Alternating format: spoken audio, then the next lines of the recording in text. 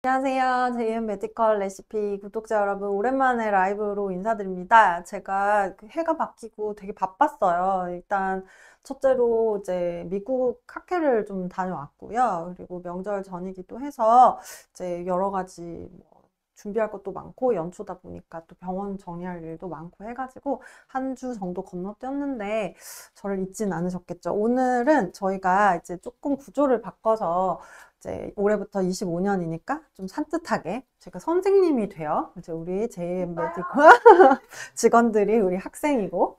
그래서 이제 사실은 이 라이브 방송 말고도 제가 올해 하는 게 이제 증상도서관, JM 증상도서관이라고 하는 이제 우리 유튜브 채널 안에 하나의 폴더를 만들려고 그래요. 그래서 이런 우리가 뭐 혈변, 기침, 뭐 어지러움 이런 증상들이 있을 때 이게 도대체 어떻게 돼서 이게 병인지 아닌지 어떻게 어떤 병원을 가야 될지 이런 좀 어떤 두서가 없이 오시는 분들이 많고, 그리고 좀 검색 엔진들을 통해서 전문가가 아닌 사람들의 결과나 이런 뭐 답변들을 듣고 내 증상을 진단하는 너무 안타까운 일들이 많아서 이제 제가 가정학과 전문의잖아요. 그래서 가정학과 교과서에 나와 있는 그리고 최신 논문들을 배경으로 해서 증상별로 제가 증상도서관을 이제 만들려고 합니다. 그래서 증상도서관, 내가 만약에 오늘 뭐 소변을 보는데 찌릿거렸다 그러면 방광염 검색하시면 제가 딱 나와서 이렇게 칠판에 방광염이란 무엇인가, 방광염이 왜 생기는지 치료, 이렇게 딱 한 5분에서 10분짜리 영상을 요 중학생 같은 우리 직원들을 대상으로 설명을 할 테니까 앞으로 제가 한 6개월에 걸쳐서 이 작업을 할 겁니다. 그래서 JM 메디컬 레시피 구독자분들은 여러 가지 증상들의 궁금증이 있을 때 이제 검색 엔진을 찾지 마시고 그래도 전문의 자격증이 있는 저의 유튜브 채널로 오셔서 정확한 정보를 얻고 꼭 병원에 가야 하는 건지 아닌지를 확인하시면 좋을 것 같습니다. 그래서 그것도 많이 좀 공유해서 정말 많은 분들이 건강 정보를 조금 더 전문적이고 정확하게 알고 내 건강을 진단할 수 있어서 전 국민 주치가 생길 수 있는 그런 날까지 저희 JM이 열심히 하겠습니다. 네, 화이팅! 자, 지금 오늘 안경을 조금 써보았습니다. 선생님 모드라 가지고 이제 조금 무섭게 좀 해보려고 합니다.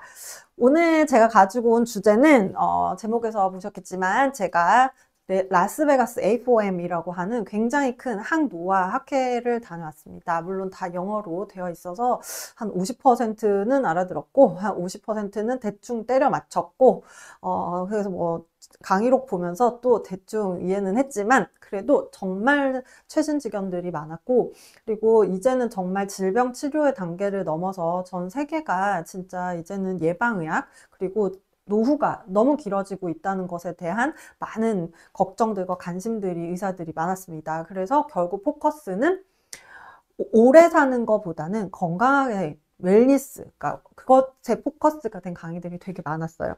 그래서 재밌는 강의들도 많았고, 그리고 저는 그 강의들을 들으면서 어떻게 하면 우리 환자들 그리고 우리 JM 메디컬 레시피 구독자분들께 좀 더 예방의학, 건강, 그리고 나의 노후의 웰니스, 그 삶의 질, 이런 것들을 좀 더 개선할 수 있는 것들이 뭐가 있을까, 이렇게 공부를 하고 왔고요. 저한테는 너무 유익한 시간이었습니다. 그래서 오늘 뭐 자세한 내용들은 제가 이제 뭐 진료실에서나 이렇게 실제 진료를 하면서 이제 제 환자분들께 적용해 나가려고 하고 있지만 또 내용들이 간단하고 쉽게라도 좀 한번 설명을 드려보고 이제 2025년부터의 이런 노화의 트렌드가 이렇구나 하면서 생활 습관이나 이런 것들을 실제 내 삶에서 어떻게 교정해 나가야 되는지에 대해서 간단하고 명료하게 한번 설명드려 보겠습니다. 희정쌤 안녕하세요. 저희 환자분들께서 많이 들어와 계시네요. 감사합니다. 항상. 자, 제가 이렇게 조금 메모를 해왔어요. 이제 저도 나이가 들다 보니까 기억력 저하. 근데 이번 그 학회에서 기억력 저하에 대한 그런 예방 방법들도 되게 많이 나왔고, 뒤에서 설명드리겠지만, 이 위고비, 그 삭센다펜 이런 GLP-1 아고니스트 계열들이 이 메모리 그러니까 디클라인이라 그러죠. 기억력 저하에 개선을 한다는 그런 내용들도 있어서 와, 이거 되게 획기적이긴 하다라는 생각을 했어요. 그래서 조금 자세히 설명을 드려보도록 하겠습니다. 자, 우선 우리가 건강에 하게 수명을 연장. 자, 이게 지구에 살고 있는 모든 사람이라면은 최대의 목표겠죠. 건강하게 수명 연장을 하는 거. 그리고 이거를 위해서 모든 바이오 주식들이 오르죠. 이거에 따라서. 왜냐하면 그 어떤 일이 생겨도 모든 사람은 건강이 1번이 돼요. 돈이 많거나 뭐 권력이 많거나 해도 내가 아프면 사실 더 무슨 소용이 있어요. 그렇죠? 60살부터 병원 신세를 지거나 투석을 하러 다녀야 된다거나 항암 치료를 해야 된다거나 뭐 거동이 불편해서 더 이상 외부에 나가지 못한다거나 또는 기억력이나 치매에 걸려서 아이들을 기억을 못한다거나 또는 내가 화장실이나 옷을 입는 아주 기본적인 일도 혼자서 할 수 없게 됐을 때 그 인생의 불행은 말로 다 표현할 수가 없죠. 그래서 인생의 목표의 가장 중요한 게 건강과 수명 연장이다. 그리고 JM 메디컬 레시피의 유튜브는 이것을 목표로 계속 이제 영상들을 꾸준히 업로드하고 있다. 보시면 됩니다. 자, 여기서 제가 이제 뭐 알고는 있었지만 이번에 한 번 더 핵심 강조를 하고 있었어요. 이번 학회에서는 A4M이라고 하는 학회입니다. 뭐 검색해 보시면 얼마나 큰 학회인지 아실 거예요. 이번에 CES라고 굉장히 큰 어떤 IT 기술 그런 미국 그 컨퍼런스가 열렸거든요. 매년 1월에 열리는 정말 세계적으로 큰 뭐 젠슨항이니 이런 IT 쪽 분들이 많이 와서 강의도 하는 그런 호텔에서 했어요. 베네치아 호텔이라고. 그러니까 그만큼 A4M도 유명한 항노화 학회라고 보시면 되겠습니다. 그래서 첫 번째는 텔로미어라고 하는 게 있어요. 이것도 자세히 설명드릴게요. 두 번째는 미토콘드리아. 이거는 우리 JM 메디컬 레시피 구독자 분들이라면 절대 이제 모를 리가 없죠. 제가 악필입니다. 세 번째가 스템셀이었어요. 자, 이제 뭐 영어도 이제 좀 하셔야죠. 우리 구독자분들 이제 그 수준들이 높아지셨으니까 우리 직원들도 지금 이제 유치원 졸업했고 이제 초등학생 정도로 올라왔습니다. 이제 대학까지 제가 보내는 게 이제 꿈이고요. 자, 요 세 가지를 유지를 잘하면 병이 생기지 않게 건강하고 오래 살 수 있습니다. 그러니까 이게 핵심이에요. 자, 텔로미어는 DNA가 뭉쳐져 있는 이런 구조거든요. 그래서 여기 안에 이제 DNA들이 이렇게 있어서 이 DNA를 가지고 우리 몸이 이제 신호를 받아서 움직이죠. 뭐 예를 들어 당뇨의 DNA가 있거나 뭐 피부 DNA, 우리 모든 게 다 DNA로 구성되어 있는 화학이잖아요. 우리 몸은. 근데 여기 마지막 부분이 이제 점점점 땡겨들어. 이 부분은 텔로미어라고 하는데 이 텔로미어가 점점점 줄어들면서 이제 수명이 줄어들고 그러면서 이제 사망으로 가게 되어 있어요. 근데 이 텔로미어가 천천히 짧아지는 사람이 수명이 굉장히 길었다는 연구가 있었습니다. 그리고 그게 진짜 실제 사실이고요. 그렇다면 우리가 인간이 이 늙어가는 이 자연의 법칙, 텔로미어의 쇼트닝이라고 하죠. 어렵나요? 재밌습니다. 괜찮습니까? 짧아진 이런 뜻이에요. 쇼튼. 혹시 뭐 롱숏 이런 거 모르는 거 아니지? 짧아짐. 그러니까 이게 짧아지는 속도가 빠르지 않도록 하는 걸 이제 개발을 해야 하는 거죠. 근데 되게 어렵습니다. 아직도 연구 중에 있고 정말 세계 유수의 이런 학자들이 연구를 하고 있지만 아직까지도 참 이게 딱 뾰족한 답이 없어요. 그래서 생활 습관이나 뭐 여러 가지 것들을 쓰는 것이 좋다고 하고 있지만 뭐 최근에 이게 좀 짧아지게 한다는 영양제, 서플먼트 기능 식품들이 이제 TA65 이런 게 이제 좀 획기적으로 나왔죠. 그래서 TA65를 만들면 이거를 꾸준히 먹으면 이제 이 텔로미어의 길이를 짧아지는 걸 좀 줄여서 수명 연장에 도움이 될 수 있다. 이런 연구들이 있었는데 사실 굉장히 비싸요. 이게 뭐 한 달치에 거의 뭐 140만 원 정도 이렇게 들어가거든요. 지금 환율로 따지면은 더 높겠죠. 그래서 이거를 이렇게까지 하면서 이게 또 보장된다는 법도 없기 때문에 이게 되게 힘든 일이에요. 자, 그러면 우선 1번은 어쩔 수 없다. 일단 내가 생존을 할 수가 없다. 어쩔 수 없다. 그럼 이제 두 번째, 미토콘드리아. 그쵸? 이 얘기가 이번 학회에서 정말 많이 나왔어요. 그래서 우리 JM이 정말 잘하고 있구나. 정말 앞서가는 항노화 선진 의료 최첨단 멀티 시스템의 주치 시스템을 갖춘 아주 완벽한 건강 관리의 핵심 브랜드구나. 그리고 저희 JM 메디컬 레시피 구독자분들은 미토콘드리아 모르시는 분 없잖아요. 그렇죠? 우리가 비만 얘기할 때도 미토콘드리아 했고 만성피로 얘기할 때도 미토콘드리아 얘기를 했어요. 그래서 미토콘드리아를 건강하게 크고 수가 많이 만들어주는 게 핵심입니다. 그래서 항상 요 전에 영상들에서도 보시면 뭐 아르기닌이라든지 그다음에 항산화제라든지 이 미토콘드리아가 먹고 살아야 되는 먹이들 미토콘드리아가 굉장히 건강해져야 되는 것들을 이제 조효소로 많이 넣고 있죠. 그래서 저희 JM 아르기닌 4000도 요 미토콘드리아를 개선하기 위해서 제가 열심히 만들었고 저희 병원에 내원하시는 많은 환자분들의 수액 치료들도 결국 저는 이 미토콘드리아를 키우고 수도 많이 만들어줄 수 있도록 하는 치료를 하고 있었습니다.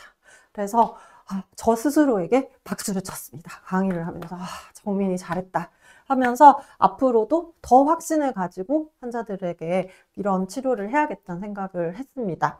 그리고 이제 이 미토콘드리아는 크기가 뭐 예를 들어 미토콘드리아가 이렇게 생겼다고 하면 이제 우리의 목표는 미토콘드리아가 더 크기가 커지고 그리고 이 크기가 커진 게 수도 많아야지. 이렇게 되면 수가 적고 크기가 작은 사람에 비해서 병이 생길 수 있는 확률이 훨씬 더 현저히 줄어든다는 거예요. 그게 핵심이에요. 그런데 이거는 우리가 쉽게 지금 현재 의학에서는 접할 수 있다. 그래서 그런 생물학적, 화학적으로는 영양제들이 꼭 필요한 것들, 그리고 뭐 필요하면 검사를 통해서 부족한 영양소를 찾아서 맞춤 처방을 한다든지 또는 너무 그런 산화 스트레스를 받지 않도록 항산화제들을 많이 복용한다든지 이런 제가 늘 이전 영상들에서 설명했던 것들, 이게 되게 핵심이었습니다. 그래서 이건 별표. 잘하고 있다. 그리고 이제 세 번째가 스템셀이에요. 이게 뭐냐면 줄기세포예요. 줄기세포. 들어보셨죠? 줄기세포. 돈 있는 이들은 다 맡고 있다는 줄기세포. 줄기세포라는 건 뭐냐면 이게 우리는 모든 세포를 이렇게 분할을 해서 완전한 세포를 만들어내거든요. 근데 이 완전한 세포가 나이가 들면 이제 노화가 오죠. 이제 재생을 해야 돼요. 근데 이 세포가 재생이 되는 데 있어서는 당연히 미토콘드리아에서 나오는 에너지도 있어야겠죠? 힘이 있어야 재생을 하니까 또는 뭐 회복이 될 수 있는 호르몬들 이런 것들이 또 조화를 맞춰야겠죠? 그러니까 얘가 재생되기까지는 너무 많은 일들이 필요하고 그 각각의 환경에마다 이게 계속 노화가 되니까 늙어서 빨리 죽는 그런 상황이 되고 병에 걸릴 수밖에 없는 거예요. 근데 이 모세포들을 얘네들은 건강할 거 아니에요. 아직 애기니까. 그러니까 뭐 얘가 7살, 10살, 12살 뭐 이런 식인 거예요. 그러니까 요렇게 조금 애기인 애들을 배양을 해서 한 몇백 배 배양을 해서 다시 주입을 하는 거예요. 이게 이제 줄기세포의 원리거든요. 그러면 이 시들시들한 대학교 복학생 같은 애들이 있는 환경에 파릇파릇한 초등학생들이 이제 펌핑이 돼서 들어가니까 건강한 세포들이 더 많이 분화가 돼서 만들어지겠죠. 그래서 이게 이제 스템셀. 근데 얘는 한 번 맞는데 3천만 원. 막 1년에 4번. 부자이신 분들은 뭐 맞고 계시겠지만 우리 JM 메디컬 레시피 분들과 저 같은 그런 웃음만 나오는 그런 천문학적인 금액까지 쓰면서 사실 이렇게까지 할 건 아니죠. 그래서 우리가 그럼 기본적으로 할 수 있는 건 지금 현재는 미토콘드리아의 기능을 개선하는 게 건강과 수면 연장의 핵심이다. 그렇게 이해를 하시면 되겠습니다. 그래서 이 트렌드가 좀 있었고 제가 오늘은 그리고 이 트렌드와 함께 좀 설명드리고 싶은 게 호르몬에 대한 얘기들이 굉장히 많이 나왔었어요. 그래서 이 트렌드를 보면서 이제 호르몬들 중에서 감각이셨던 호르몬들도 되게 많았더라고요. 그래서 그런 것들 그냥 쉽게 좀 정리하면서 우리 몸에는 이런 호르몬들이 내 건강과 수면 연장에는 꼭 중요했구나. 그리고 그런 것들을 어떻게 유지하고 어떻게 관리하면 되는지 여기까지만 좀 설명을 드릴게요. 왜냐면 그날 들었던 걸 다 들으면은 지금 이 친구들 오늘 퇴근을 못 할 수도 있기 때문에 제가 빠르게 정리를 해서 하겠습니다. 자, 제가 좀 지울게요. 자, 안경이 어울리나요? 너무 네, 잘 잘 어울립니다. 그래요? 아, 그 비싼 돈 주고 시력 교정술 했는데. 얍, 얍. 아, 아이고, 아이고. 좀 이렇게 나와서 지워주고 이런 센스 없니? 가면을 사서 아이고, 아이고. 뭐 이렇게 나 혼자 일하는 기분이야, 아주.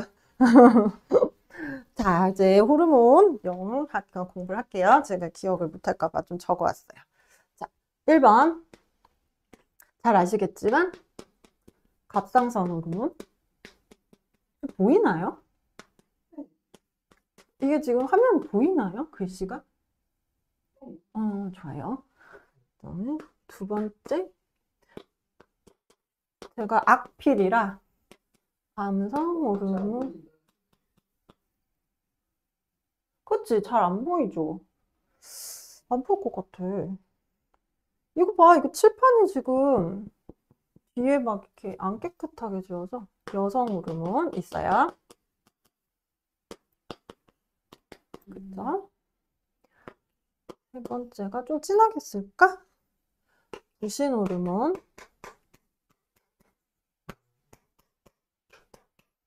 스트레스 호르몬.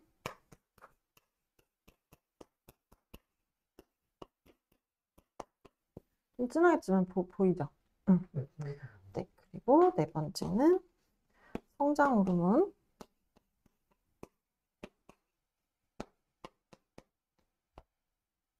네요. 다섯 번째는 멜라토닌이죠.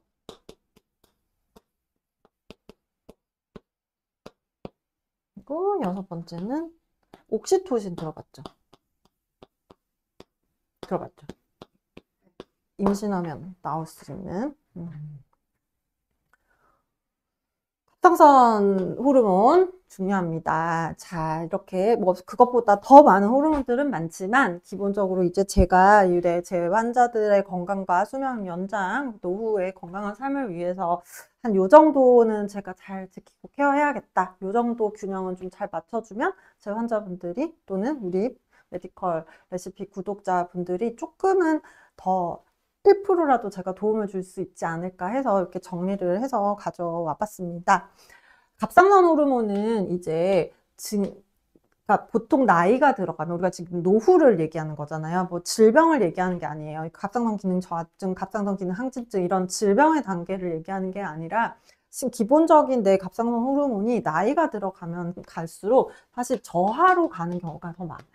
또 특히나 겨울에는 더 저하가 되어 있을 경우가 많아요. 이거는 수치로 저하가 된 게 아니라 실제로 일하고 있는 애들이 건강하지 못하게 일하고 있는 경우라는 거죠. 예를 들어 갑상선 호르몬을 검사했는데 랩은 괜찮아요. 피부 검사는 괜찮지만 실제로 일하는 애들이 비실비실 거리는 경우가 있거든요. 그러면 뇌에서 갑상선 호르몬에게 일을 하라고 자극하는 TSH라고 하는 갑상선 자극 호르몬은 올라와 있고 실제로 일하는 갑상선 호르몬 정상인 경우가 있어요. 이걸 바로 이제 무증상 갑상선 기능 저하증이라고 하거든요. 보통 이럴 때 보통 우리 교과서적인 치료로는 질병이 아직 아니기 때문에 갑상선 기능 저하증이 될 때까지 기다렸다가 그 진단이 나오면 약을 쓰다 이렇게 알고 있어요. 근데 이번 학회에서 얘기하는 게 저도 좀 놀랐어요. 뭐 우리나라 이런 여러 가지 급여나 이런 문제들 때문에 사실 함부로 처방은 할 수가 없어요. 저희가 이 급여약을 비급여로 쓴다거나 이게 일단 이미 비급여를 할 수가 없기 때문에 진단이 나와야만 약을 쓸 수 있는 안타까운 현실이긴 하지만 그래도 이런 무증상 저하, 그 기능 저하증이 이제 50대 이후부터는 나타나요. 그러면 문제가 뭐냐면 대사가 떨어져요. 대사가. 갑상선 호르몬은 우리 몸의 신진대사를 일으키거든요. 그래서 보면은 갑상선 기능 저하증 환자들이 붓고 몸이 무겁고 지방이 많이 늘고 체중이 막 늘고 그다음 근육량은 빠지고 늘 졸리고 수면의 질이 안 좋고 푸석푸석하고 변비가 심하고 이런 증상들이 이제 갑상선 기능 저하거든요. 근데 그게 아주 스물스물 나이가 들면서 생긴다는 거예요. 그렇기 때문에 항상 환자들 또는 병원에 내원하는 예방을 원하는 사람들에게 있어서는 갑상선 호르몬을 꼭 체크해라. 이게 꼭 병의 단계가 아니어도 임밸런스가 생기고 이렇게 뭔가 균형이 안 맞아질 것 같으면 빠르게 이 신지로이드라고 하는 호르몬을 처방해서 어느 정도 조금 대사를 올려주는 게 비만에도 좋고 체중 감량에도 좋고 그리고 추후에 건강에도 좋다 이런 강의가 있었어요. 그래서 정말 너무 획기적이라고 생각을 했고 또 특히나 겨울에는 더더욱 이 대사율이 많이 떨어지기 때문에 겨울에는 그런 약들을 조금이라도 더 올려서 낮은 용량이라도 써보라고 얘기를 하고 있었습니다. 그래서 저는 사실은 그래서 제가 지금 다 해보려고 했어요. 그래서 갑상선 호르몬제는 지금 제가 다른 뒤에서 설명드린 이런 성장 호르몬 이런 건 제가 지금 해보고 있거든요. 그래서 이것들의 효과가 어떤지 좀 보고 나서 그 다음에 이제 갑상선 호르몬을 한번 따로 먹어보려고 그래요. 왜냐면 이게 두 개 같이 제가 해보면 이게 뭐 때문에 좋아졌는지를 알 수가 없어서 이건 뒤에서 설명드릴게요. 그래서 이 갑상선 호르몬이 되게 중요하다. 그래서 지금 질문하신 것처럼 갑상선 수술 후 전절제를 하신 분들은 신지로이드라고 하는 갑상선 호르몬제를 내 용량에 맞게 잘 챙겨 드셔야 되고 또 갑상선 수술을 하고 나서는 재발을 하지 않아야 되기 때문에 TSH라고 하는 이 자극 호르몬을 좀 낮춰놓게 돼 있어요. 그렇기 때문에 아무래도 불균형을 만들어 놓은 상태죠. 자, 그렇다면 저는 그래서 불균형을 계속 유지해야 되는데 어떻게 좀 다른 호르몬들을 균형을 맞추면 돼요.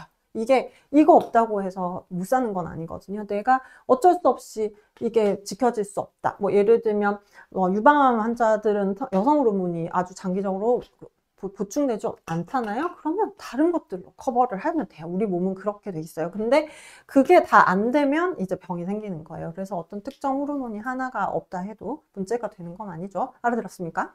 그럼 밸런스만 맞추면 괜찮은 거예요? 그럼요. 하나 부족해도? 그럼요. 그러니까 이게 부족하면 다 맞는 사람들에 비해서는 조금 힘들겠지만 그래도 특히나 이렇게 어쩔 수 없이 질병 때문에 하나가 무너진 분들은 나머지를 더 꼼꼼히 챙겨서 밸런스를 맞춰야겠죠. 왜냐면 의자가 다리가 4개여야 하는데 3개밖에 없으면 세우려면 그 다리들이 더 튼튼해야 되는 거잖아요. 그래서 그런 식으로 이제 환자를 보면서 같이 의논을 하면 좋겠죠. 자, 두 번째가 이제 남성 호르몬, 여성 호르몬이에요. 이거는 이제 우리가 임신과 출산, 우리가 인간이니까, 인간은 어쨌든 동물이고, 동물의 가장 큰 목적은 뭐예요? 뭐예요? 도훈 학생? 생존. 생존. 또, 생존하려면? 번식해야죠. 빙고! 잘했어. 인간의 가장 큰 목적은 번식이에요. 동물은. 그치만 우리 인간은 꼭 그것만을 목표로 살지는 않죠. 조금 사회적인 동물이고 또 지능을 가지고 있기 때문에 꼭 번식이 목적은 아니지만 그래도 우리 몸은 이 과학적인 우리의 바디는 목적 자체가 DNA 자체가 종족을 유지하는 거에 포커스가 돼 있기 때문에 성호르몬이 굉장히 중요합니다. 또 특히나 남성 호르몬 같은 경우는 남성들이 저는 이제 뭐 그런 의욕도 없고 뭘 이 나이 돼서 남성 호르몬 뭐 이런 얘기를 하시는 50, 60대 분들도 되게 많거든요. 근데 이제는 그런 개념이 아니에요. 노후가 너무 길어졌잖아요. 특히 남성분들이 이제 80세 이상까지 사는 경우가 훨씬 많아졌는데 그럴 때 이 남성 호르몬이 떨어져 있으면 심내혈관 질환이나 또는 암의 발병률이 올라간다는 얘기도 많아요. 그리고 근육량이 소실되기 때문에 근감소증이 생기게 되면 당연히 근감소로 인해서 낙상이나 정형외과 질환이 많아지겠죠. 그래서 충분히 남성 호르몬을 유지하는 게 좋습니다. 보통은 4에서 7 정도를 유지하고 병원에서 이제 검사를 좀 해볼 수 있어요. 그리고 남성 호르몬은 여러 가지 종류가 있어요. 엉덩이 주사로도 맞을 수 있고, 패치를 붙일 수도 있고, 이렇게 바르는 것도 있고, 알약도 있고. 근데 그 각각의 장단점은 있는데, 제가 볼 때는 엉덩이 주사로 맞는 게 가장 드라마틱한 효과를 보고 있어요. 그리고 제 환자분들도 지금 거의 제가 7년째, 그리고 제가 펠로우 있을 때부터 생각하면 거의 10년째 남성 호르몬 치료를 하고 있는데, 정말 많은 분들이 건강해지시는, 그리고 특히 당뇨가 있으셨던 분들은 당 조절 능력도 좀 좋아지고 근육 형성이 많아지니까 아무래도 당은 근육에서 사용하잖아요. 그러니까 근육이 많을수록 당 조절이 잘 되는 거니까. 그래서 그럴 때를 봤어요. 이거는 그 라스베가스 강의에서 제가 알던 내용. 그래서 또 확신을 가졌어요. 내가 또 잘하고 있구나. 잘하고 있어. 멋있다. 그래서 남성 호르몬. 그리고 여성 호르몬은 이제 그러면 어떠냐? 생각해 보세요. 여성 호르몬은 47에서 52세 사이면은 급격하게 떨어져요. 거의 내동댕이 치듯. 거의. 그냥 이게 정말 그 강의하시던 그 미국 그 산부인과 선생님이 그랬어요. 정말 신이 내가 볼 때 자기가 생각할 때 I think래요. God is male. 신은 남자였을 것이다. 그렇지 않고서야 이렇게 급격한 여성 호르몬을 바닥으로 던져서 거의 이 시기에 여자를 거의 저쪽에 던져버리는 정도까지 만드는 이 갱년기 시기를 만든 거 보면 그래서 그 시기에 관리를 잘하자 뭐 그런 얘기를 하신 산부인과 원장님이 원장님인지 모르겠지만 그 교수님이었는데 47에서 52세 사이에 여성 호르몬이 떨어져요. 자, 그러면 왜일까요? 왜 떨어질 것 같아요? 이 시기에 왜 이렇게 내동댕이 쳐요? 진짜 왜일까요? 왜일까요? 이거 굉장히 어려운 질문이에요. 진짜. 왜 떨어져요? 우리도 여성 호르몬 좀 있자. 뭐 늦게까지 좀 이렇게 그래서 아기도 더 오랫동안 잘 날 수 있고 또 여성 호르몬 있으면 예쁘고 좀 촉촉하고 뭔가 피부도 좋고 뽀송뽀송한데 왜 그럴까요? 모르겠죠. 자, 이유는 우리가 종족을 번식을 해야 되잖아요. 근데 종족의 번식이 계속 몇십 년, 몇백 년, 몇천 년이 이어지려면 건강한 아이가 태어나야 돼요. 그쵸?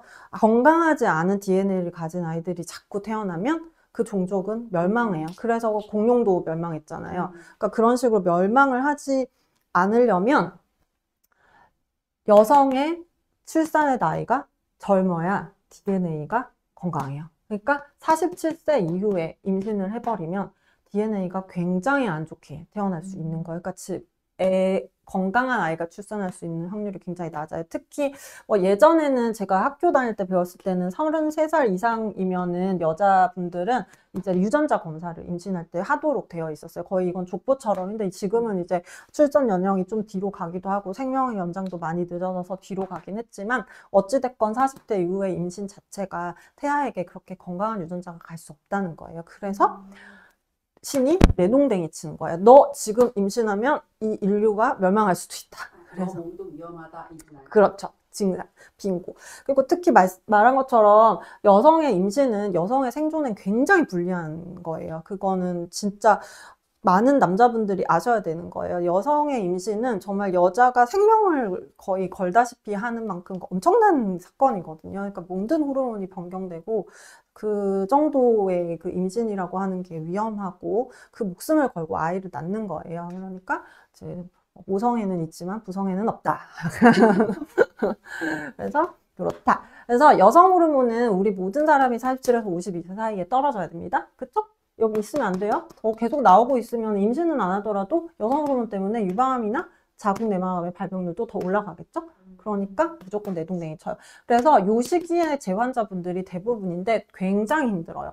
이 호르몬이 떨어져요. 그래서 이때 제가 요거는 보충할 수 없지만 뭐 꼭 보충해야 될 사람이 있지만 보충할 수는 없지만 나머지 호르몬들을 제가 그러면 막 서포트를 하는 거예요. 어떻게 해서든 얘가 떨어진 이 시기 동안에 나머지 호르몬들이 얘가 하고 있는 역할을 여성 호르몬이 하고 있는 역할은 꼭 임신과 출산이 아니거든요. 여성 호르몬이 하고 있는 역할은 골밀도도 유지하고 피부도 유지하고 이런 어떤 뼈의 건강도 유지하고 여성성을 유지하기도 하고 이렇게 허리 라인을 잡아주고 엉덩이 이렇게 해서 크게 하고 이렇게 뭔가 몸매 여성성을 강조하게 하는 것들이 이제 여성 호르몬이 식욕도 조절하고 체중도 관리하는 게 다른 여러 가지 역할들이 여성 호르몬이 있었기 때문에 그 역할들을 할 수 있는 다른 호르몬들을 빨리 커버링 해줘야 돼요. 그렇지 않으면 갱년기 때 폭삭 늙거나 병이 생겨서 이제 병원을 다니게 되는 거예요. 그래서 제가 부전공이 뭐 갱년기이기도 하지만 제가 이제 10몇 년째 갱년기 남성 여성분들만 이렇게 보고 있으니까 정말 이 성호르몬이 중요하구나라는 생각을 했고 이번에 라스베가스 강의에서도 그 얘기를 참 많이 했어요. 그래서 여성 갱년기 때 이 호르몬의 밸런스를 잘 맞춰줘라. 또 그게 너네들이 해야 되는 의사로서의 역할이다. 뭐 그런 얘기를 해서 알겠습니다 하고 왔죠. 자, 그 다음 세 번째 부진 호르몬이랑 스트레스 호르몬. 이거는 다 아시죠? 다? 응? 다 우리 하도 많이 해서 우리 강의 잠깐 이건 그리면서 제가 다음에 강연을 꼭 찾아뵙겠습니다. 자, 여기 이따 영상 저장하실 때는 제가 요거 6가지 호르몬 여기 조금 띄워주세요. 그래야 환자분들이 기억을 할 수 있으니까. 자, 부신 호르몬이라고 하는 게 있어요. 앞에서 설명했지만 만성피로, 많이 먹지도 않는데 지금 우리 김영희 선생님 질문 있죠? 그 피곤하고 에너지원으로 쓰지 못하고 뭐 이건 아까 말씀드렸던 뭐 미토콘드리아 문제도 있지만 이 부신 호르몬이 저하가 되어 있을 경우가 굉장히 흔합니다. 부신 호르몬은 조상님 같은 호르몬이에요. 콜레스테롤에서 만들어지거든요. 그래서 되게 중요해요. 그 제 환자분들 중에서 이제 고지혈증 약 먹고 계시는 분들이 계시는데 막 말도 안 되게 무작정 바닥을 떨어뜨려 놓는 경우가 있거든요. 무조건 낮으면 좋은 거라고 생각해요. 근데 저같이 이제 토탈 케어와 예방을 하는 의사 입장에서는 그건 굉장히 위험하다. 왜냐면 호르몬을 만들어야 되는데 콜레스테롤이 어느 정도 하는 일이 있거든요. 근데 그 정상 기준보다 너무 밑으로 떨어지면 약을 좀 줄이거나 약제 조정을 해주는 것도 주치의 역할이에요. 그래서 할 말이 많죠. 콜레스테롤의 부신. 자, 그럼 부신 호르몬은 간단하게 해서 얘는 뭘 만드는 호르몬이냐 하면 스트레스 호르몬 만들어요. 이게 스트레스 호르몬이라고 해서 나쁜 것 같죠? 코티졸이라고 하는 거예요. 그렇지가 않아요. 얘는 우리가 경각심을 갖고 집중을 하고 아침에 눈을 떴을 때 글자를 읽을 수 있고 할 수 있게 하는 게 이 코티졸이에요. 그러니까 이게 없으면 아침에 계속 피곤한 거예요. 그래서 이게 비슷한 성분이 스테로이드. 그래서 외부에서 스테로이드를 주입을 오랫동안 하면 안 된다고 말하는 게 여기가 계속 외부에서 들어오면 얘가 안 만들겠죠. 균형이 깨지는 거예요. 그래서 스테로이드 호르몬을 외부에서 쓸 때는 굉장히 단기간에 짧게 쓰는 게 중요하다는 얘기를 하는 거예요. 그렇지만 우리 몸에서는 자동적으로 만들곤 있다. 그래서 얘가 염증을 억제하는 효과를 보여주거든요. 근데 왜 스트레스 호르몬이냐면 이게 많이 이제 쓰게 되잖아요. 그러면은 여기가 이제 지갑의 돈이에요. 에너지로 치면. 여기가 이제 은행의 돈이에요. 너무 많이 스트레스를 받는 거예요. 막 죽겠어. 그럼 처음에는 스트레스를 받아도 내가 피곤한지 몰라요. 막 이렇게 내가 만약에 그 우리 팀장님한테 막 스트레스 줘도 처음에는 막 의기에 붙어서 내가 저거를 다 해결해 드려야지만 하다가 이게 고갈돼. 지갑의 돈을 이제 다 써. 한 6개월 이상 그렇게 구박을 해가지고 이거를 다 써. 그러면 이제 은행의 돈을 꺼내서 쓸 거 아니에요. 그쵸? 은행의 돈을 계속 끄집어내서 쓰는데 내가 1년을 더 괴롭혔어. 그래서 그러면 은행의 돈도 고갈되죠? 그럼 이제 호르몬의 균형이 없어요.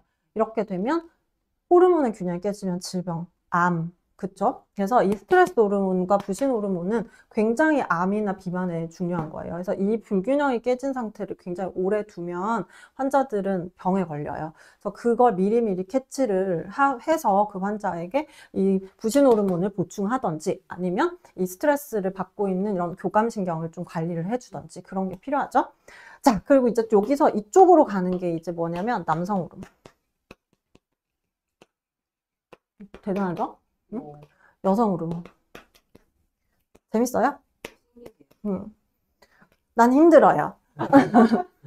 그 부신 호르몬이 스트레스 호르몬도 만들지만 남성 여성 호르몬을 만들어요. 자, 여기서 재밌는 거 있다? 엄청 스트레스를 받잖아요. 누구한테 구박을 받거나 몇 년째 그런 신데렐라처럼 이렇게 그러면은 이게 이쪽으로만 써요. 살아야 되니까. 이것만 계속 만드는. 그래서 이쪽을 만들질 않아요. 그래서 불임.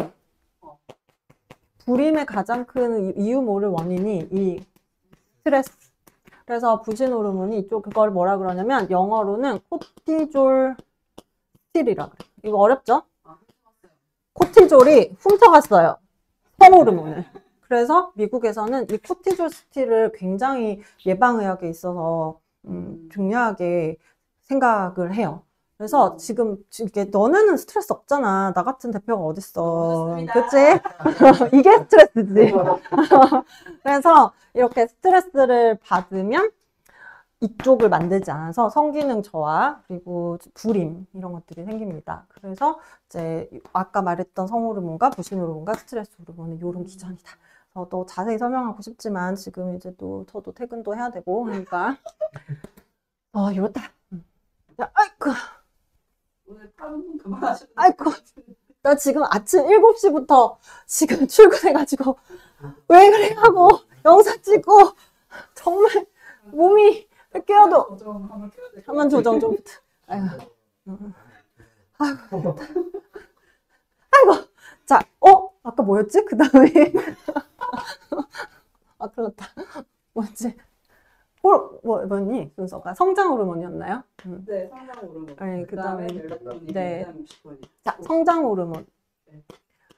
이건 제가 지금 맡고 있어요. 다행히도 우리나라에는 디클라제라고 하는 성장 호르몬이 있어요. 이 성장 호르몬이 빙고! 그 질문을 할 줄 알았지. 그래서 성장 호르몬은 어릴 때 이제 키가 크고 자라는 데 필요한 성장 호르몬 맞아요. 그래서 0세에서 26세, 그쵸? 이때까지는 확 올라가요. 그리고 여기서부터는 완전 반감이 되면서 이렇게 내려가거든요. 그래도 성장 호르몬은 있어야 돼요. 얘가 초반에 성장 호르몬은 어릴 때는 뼈를 키우고 피부를 늘리고 키를 키우고 이런 것들 진짜 성장을 하는 건데 후반에서는 재생을 해요. 그래서 왜 같은 60살이라도 어떤 할머니, 이거 할머니 아니지? 같은 중년이어도 60세가 응? 되게 젊고 재생이 잘 되고 조그만 상처가 나도 잘 탱탱하신 물론 다른 영향도 있겠지만 성장 호르몬의 차이가 그걸 많이 보여준다는 그런 강의들이 너무 많았어요. 그리고 특히 이번 라스베가스에서 특히 핵심적으로 강조했던 게 이 성장 호르몬이었거든요. 그래서 예전에는 이제 노후에 이렇게 성장 호르몬을 치료하면 뭐 암이 발병하고 뭐 이것 때문에 세포가 뭐 이렇게 되는데 사실 그 얘기도 이번 학회에서 얘기하기로는 별로 그렇게 그런 암의 발병률을 높이는 것보다 노후에 건강하고 그 오래 건강하게 그 웰니스, 그러니까 삶의 질이 좋게 살 수 있도록 하는 게 훨씬 더 이젠 중요하다. 왜냐면 우리가 빨리 못 죽기 때문에 그 몇 프로 되지도 않는 암의 발병률을 위해서 나머지 시간 동안에 이 재생이 안 되는 슬픈 그 삶의 질로 사는 게 더 낫겠냐. 약간 이런 추세였어요. 미국 사람들 말로는. 그래서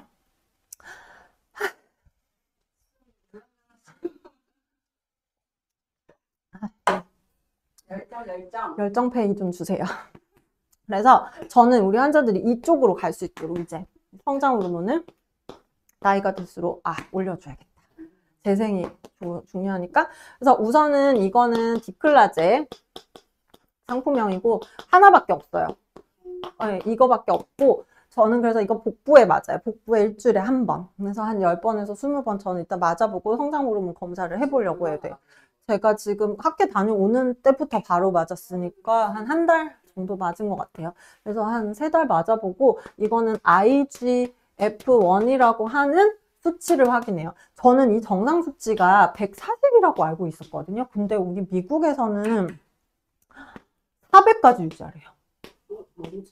네, 그러니까 그만큼 중요하다는 건 거야. 이게 우리가 알고 있는 상식선 안에서의 정상 수치와 노후를 예방하는 상식 수치가 너무 달라요. 그래서 400을 유지할 수 있도록 하려면 대부분의 환자들은 성장 호르몬 치료를 해야 한다. 그래서 우선은 제가 먼저 맞아보고 어느 정도의 시간 동안 얼마나 올라가는지를 좀 보고 치료를 하고 있고 또 저 몇몇 환자분들은 너무나 시급하게 재생이 필요한 갱년기 이후의 환자들도 있거든요. 뭐 예를 들어 갱년기 증상이 너무 안 좋다거나 또는 뭐 항암 치료를 하고 있어서 재생이 조금 불가능하다거나 그런 분들은 이제 디클라제를 먼저 제가 쓰고 있습니다. 그래서 이번 학회에서 제가 꿀팁처럼 알게 된 게 이 성장 호르몬 치료를 적극적으로 좀 해야겠구나. 그리고 지금도 논문을 되게 열심히 읽고 있지만 논문에서도 예전에는 좀 리스크가 있다는 얘기를 했는데 지금은 이제 결국은 우리가 60대, 70대, 80대, 90대, 40년을 살아야 되잖아요. 노후를. 그 40년을 안 힘들게 사는 게 사람들이 죽는 것보다 그러니까 그때 힘들게 사는 게 죽는 것보다 더 싫은 거예요. 그쵸? 그쵸? 그러니까 생명이 짧은 거에 무서운 게 아니라 못 죽고 아픈 거가 이제는 모든 인류의 고민이 돼버린 거예요. 쓸데없이 생명이 연장돼가지고. 그래서 그 때문에 이제 성장 호르몬을 맞는다. 못 죽는다는 말이 왜 이렇게 웃기죠? 못 죽어. 그러니까 이렇게 건강관리를 하고 JM 메디컬 레시피 구독을 하고 주변의 친구들한테 이렇게 좀 전파를 해서 같이 건강해지려고 해야지. 또 내가 노후에 나만 쌩쌩한데 친한 사람들 다 아파봐. 그러면 외롭고 쓸데없이 그러니까 주변이 다 건강해야 나중에 노후가 즐겁죠. 그래서 이런 건강 정보, 이거 지금 라스베가스에서 온 따끈따끈한 건강 정보입니다. 그래서 상담을 받거나 아니면 요새는 근데 건강검진에서도 이 성장호르몬 검사를 하는 데가 있더라고요. 그래서 그걸 보시고 좀 하고 또 요새 유튜브나 이런 데서 보고 있는데 그 성장 호르몬을 올릴 수 있는 이런 식습관이나 생활 습관 이런 게 있더라고요. 제가 아직 그건 논문을 다 찾아보지 못해서 정식적으로 얘기 못 드리지만 우선은 저는 병원을 운영하다 보니까 치료를 할 수 있는 대안을 이번 학회에서 찾아왔다. 그렇게 하고. 자, 그 다음에 멜라토닌입니다. 멜라토닌은 함부로 철자 맞니? 수면과 관련된 건 알고 있죠. 멜라토닌, 그쵸? 네. 대답하세요. 글자가 잘 안 나와가지고. 네. 나 진짜 예민해져. 나 힘들어. 멜라토닌.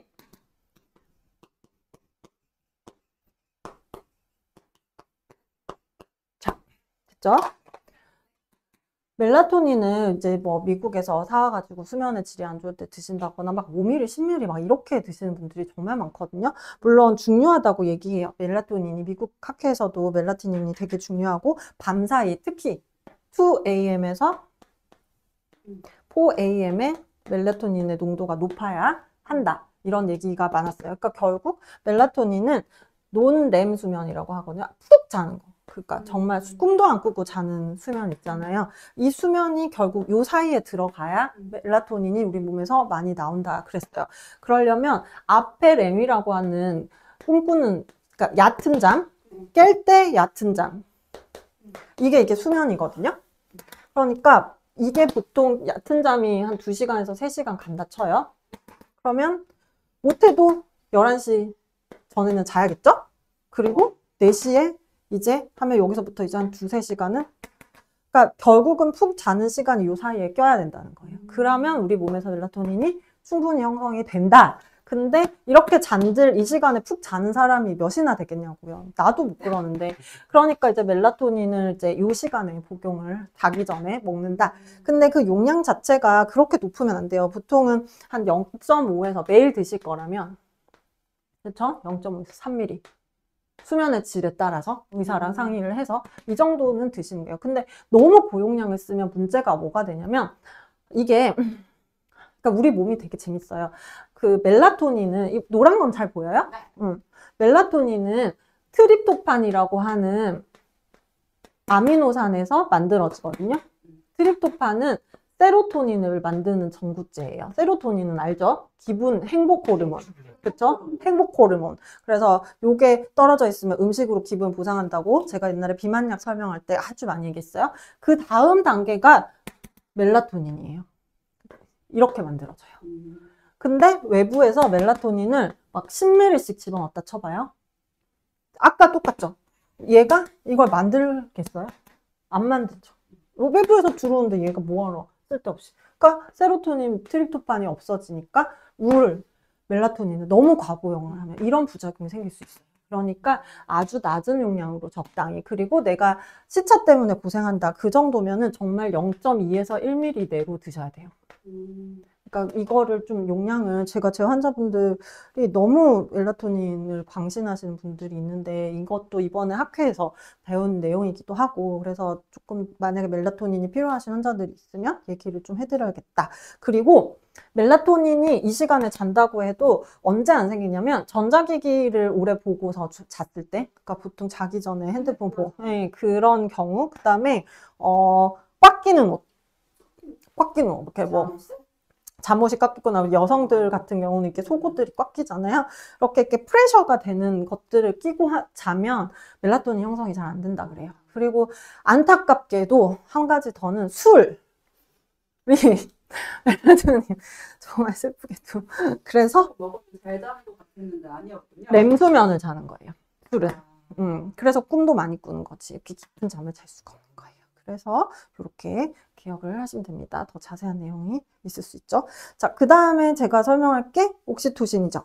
네. 네. 근데 멜라토닌과 치매가 연관이 있냐고 질문 주셨어요. 치매는 사실 그 모든 것과요. 치매가 왜 생겨요? 내 머리에 있는 어떤 물질이 단백질 구조가 있잖아요. 변형이 계속 일어나면서 접히고 이러면서 그게 이제 베타 아밀로이드라고 하는 어떤 성분으로 변화하면서 그게 쌓이면서 되는 거잖아요. 그러니까 잠을 못 자도 그럴 수 있고 막 뭐 음식이나 이런 게 너무 항산화제가 없고 산화 스트레스가 많아도 단백질 변형이 일어날 수 있고 뭐 스트레스 호르몬이 높아져도 단백질 호르몬이 변형될 수 있고 그러니까 우리가 치매를 아직도 해결하지 못하는 건 정확한 한 가지 원인이 아니는 퇴행성이기 때문이에요. 그래서 치매를 어떤 특정 원인 예를 들어 우리가 폐렴 이러면 항생제 이렇게 쓸 수 있는데 치매, 이명, 뭐 이석 이런 것들은 정확한 원인들이 밝혀지지 않았기 때문에 치료가 되지 않고 너무나 많은 원인들이 이 단계로 가게 한 거기 때문에 이거는 어떤 이것 때문에 이건 아니에요. 그렇지만 어찌됐건 이번 그 학회에서도 이 메모리, 기억력의 저하를 예방하기 위해서는 이 정말 호르몬이 되게 중요하고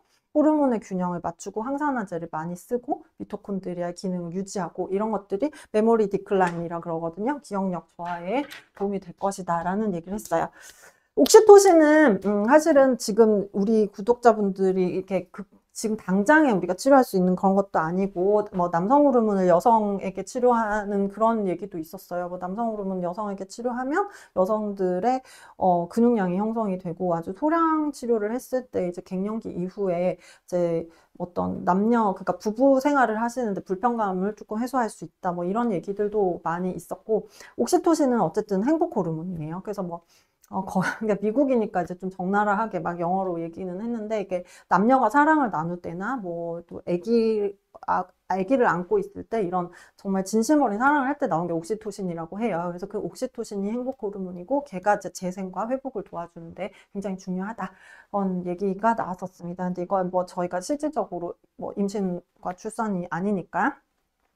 그래서 그런 얘기들을 끝으로 이제 제가 호르몬 얘기를 했어요. 오늘 재미가 있으셨는지 모르겠지만 어쨌든 좀 어려운 얘기였지만 이번 제가 라스베가스 학회에 가서 다들 환자분들이 제가 학회 갔다 그러면 놀러 갔다고 생각하시는데 저 정말 3일 내내 공부했고요. 되게 안 갔다 가면서 3일 내내 공부했고요.